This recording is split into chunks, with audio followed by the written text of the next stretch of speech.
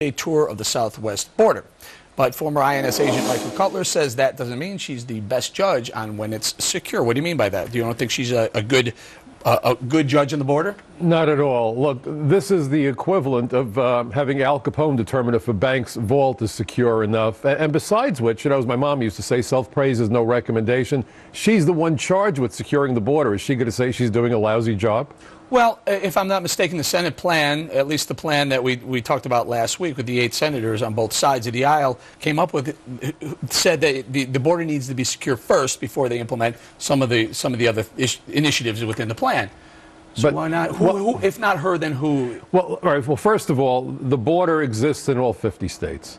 Second of all, the entire immigration system lacks integrity. United States Citizenship and Immigration Services, which is a division of DHS, an agency that's so screwed up that I've come to call it the Department of Homeland Surrender, there is no integrity. The program that the president implemented under this so-called Dreamers business, there's no face-to-face interviews. We're talking about people who could not pass muster by coming in legally. That means they may well be terrorists, they might well be criminals, they may well be fugitives. Napolitano works for whom directly?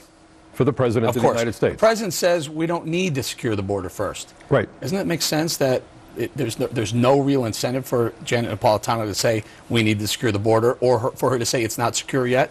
Well, she's going to do what so many sycophants do with their bosses and say, sure thing, boss. You say the border is secure, I tell you it's secure. But again, that's the false metric. My concern is that we are giving out, as it turned out, the Center for Immigration Studies just did a report that said, guess what? We have dozens of naturalized citizens who went on to become terrorists and spies.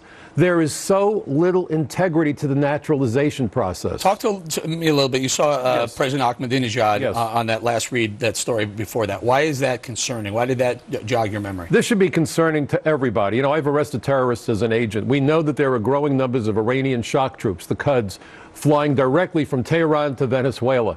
If you spend a couple of years in Venezuela, it's very easy for Muhammad to transform himself into Miguel, come across that border, possibly even with a Venezuelan travel document, and then claim to be somebody he isn't, and use that as an abetting tactic. And in fact, we know that that's exactly how the terrorists who attacked America, not only on 9/11, but in other instances, that's how they came here, that's how they embedded themselves. They got political asylum by committing fraud.